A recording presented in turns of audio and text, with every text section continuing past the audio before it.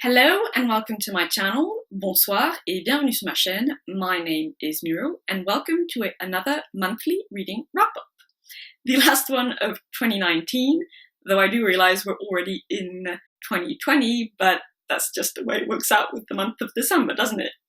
In the month of December, I read 7 books. Again, a bit more than usual, or a bit more than has been usual in 2019. I do intend on upping my reading game in 2020, but I'll talk more about that in my yearly wrap-up video. First, I read The Power by Naomi Alderman. Now, I've already done a review video for this one, in which I ranted to my heart's content, and of course went into the writing, the characters, the themes, so if you're interested you can go and watch that. Briefly though, I was extremely disappointed by this book. I found it to be really over the top with its depiction of women becoming violent psychopaths once they acquire the capacity to produce electricity in their bodies, and they basically take over the world and oppress men. I found it ironically almost a wee bit misogynistic, and yeah, it just wasn't that believable. I had many qualms with this, but like I said, you can hear all about it in the relevant review video.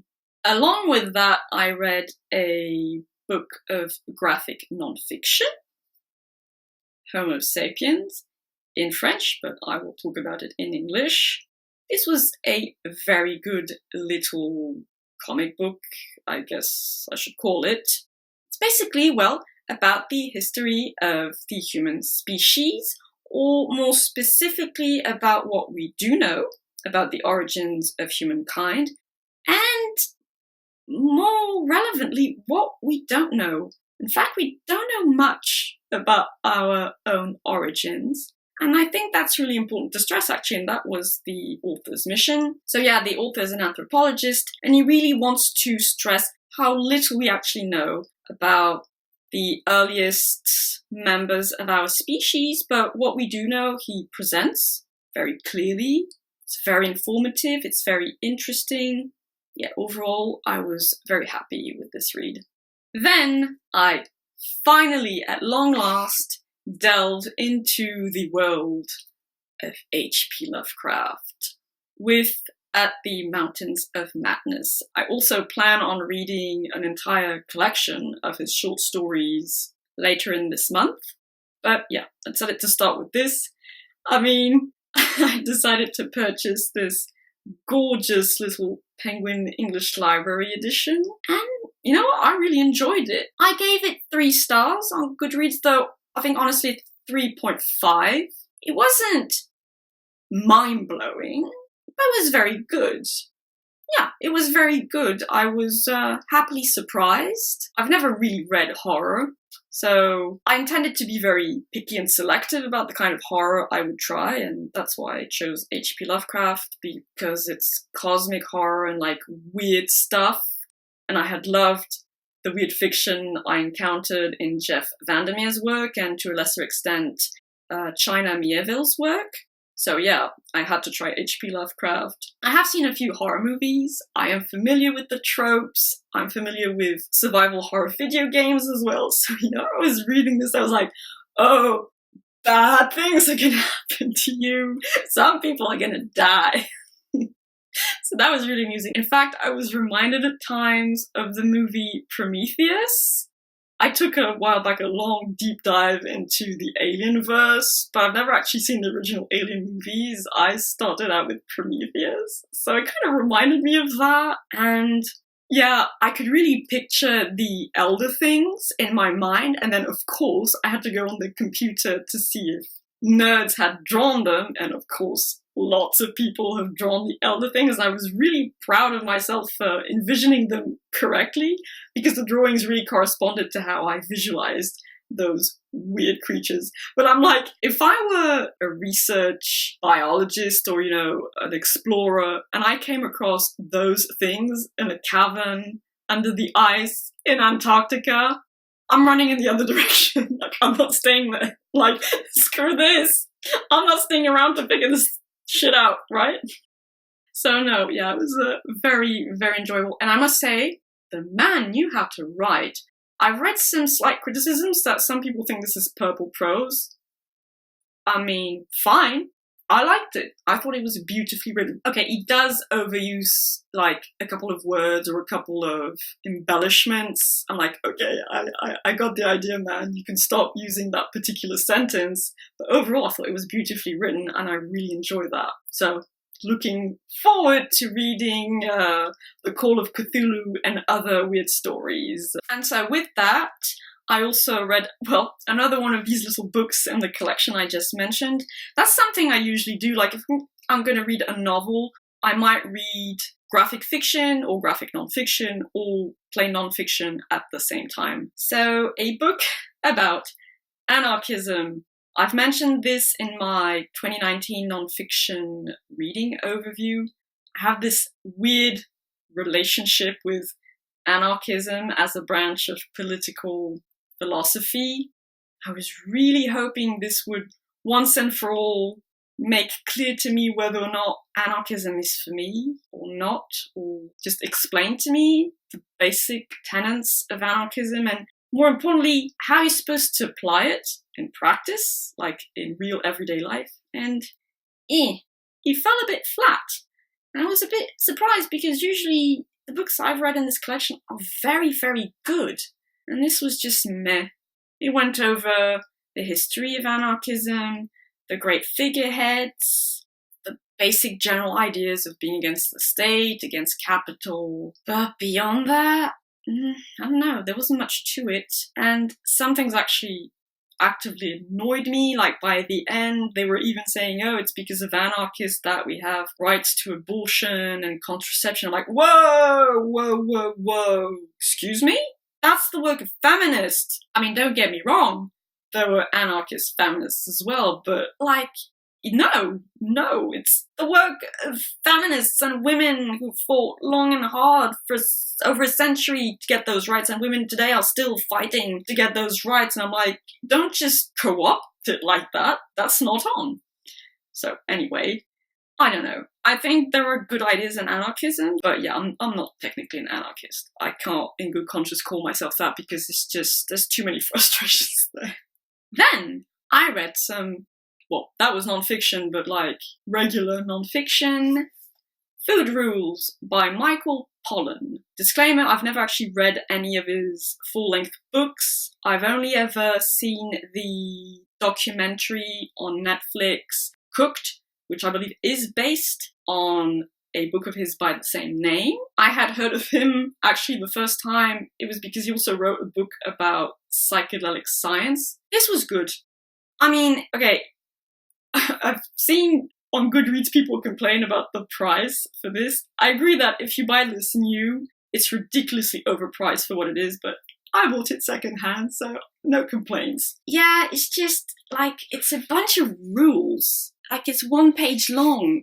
A bunch of rules about nutrition gathered from his own research into the subject and from like common folk wisdom, things like that. The basic idea is you shouldn't eat too much.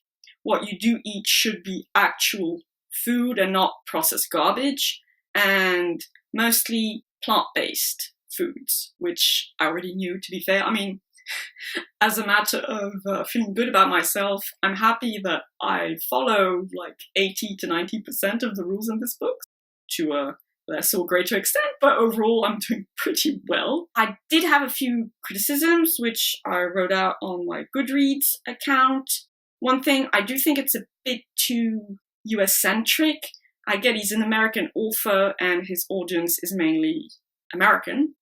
Fair enough, but I'm not American, but I do read in English, so I do have to face that issue quite a lot, actually, especially on the internet. But yeah, there you have it. So his rules about like not finishing your plate. I'm like, yeah, but your country has a major problem with food wastage. To be fair, Europeans probably have that problem as well, though to a lesser extent, because Americans have ginormous portions. That's a fact. So that bugged me a little. And the way he romanticizes almost like French cuisine or Italian cuisines, and he does this as well with, Indian or Japanese cuisine. I'm like, do you actually know how the average French person eats and lives day to day? Like, yeah, they don't have as much of an obesity problem as you do in the States.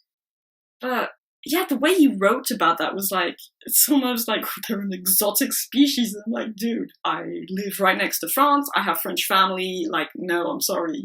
I don't know what you've been smoking, but you have a weird image of the French. Plus, French cuisine covers actually several different kinds of cuisines and culinary traditions. The way they eat in Alsace is not the same way they eat in Provence, okay? But the unforgivable sin he committed is having a rule about alcohol, of all things.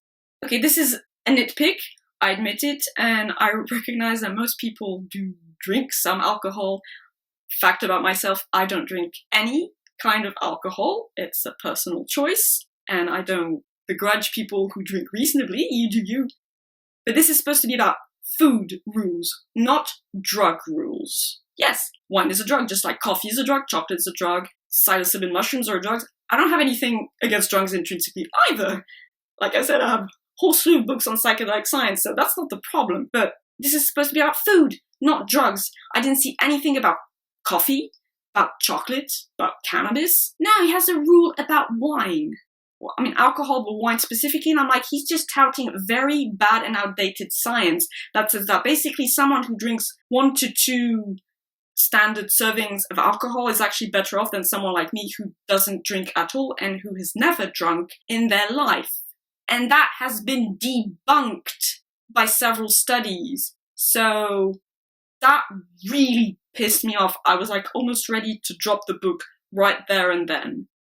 I know it might sound petty, but that just really grates me. If you're going to be science-based and all about providing simplified but accurate information backed up by actual studies, then do so. Especially since he correctly, mind you, criticizes, Food Inc. or Big Agro or Big Pharma and their lobbies and the bullshit they tend to push sometimes. But you're completely ignoring, the propaganda put forward by the alcohol lobbies. Really? You kidding me, mate? Anyway, that bugged me. Otherwise, it's useful to have in your house. It's a good little quick compendium of good eating wisdom. I'll leave it at that. Continuing on the theme of being annoyed, though this was to a much worse degree, unfortunately, another one.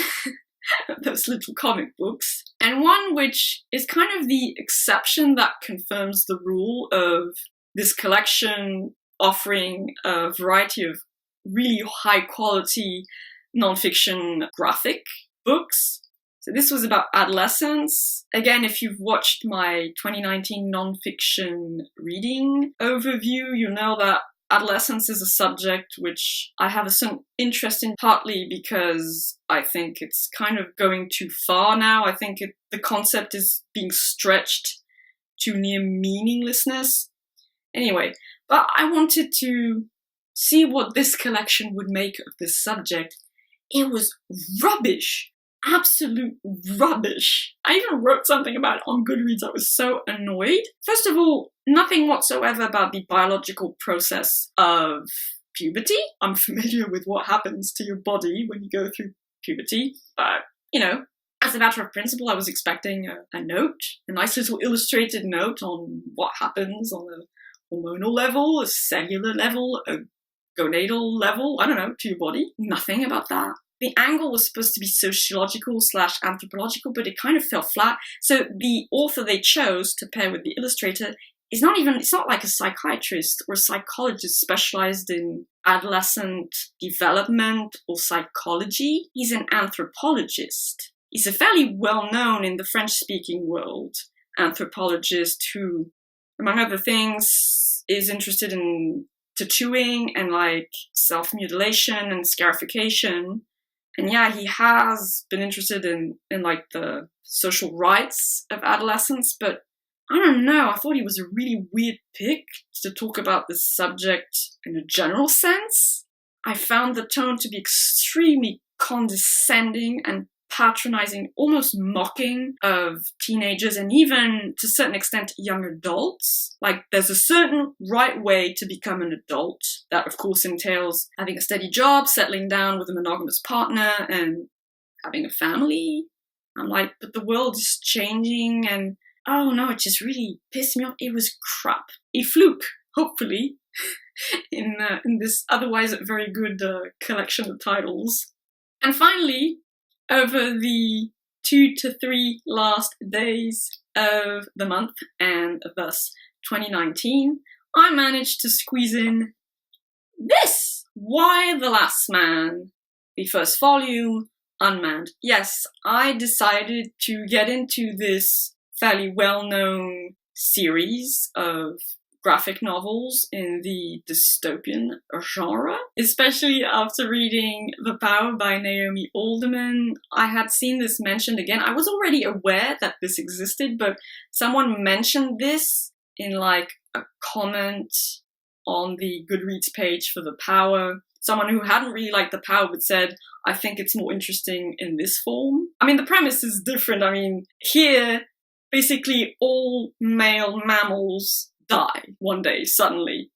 Anything that has a Y chromosome dies, except for this dude named Yorick and his capuchin monkey, ampersand. Why? Well, I don't know yet. Obviously, this is only the first volume, but I really love this. I really, really want to read the rest of it. I'm really annoyed that I only got the first volume, because now I've got nothing. So I'm gonna have to find the rest secondhand as well. Yeah, no, it was really good, fast-paced.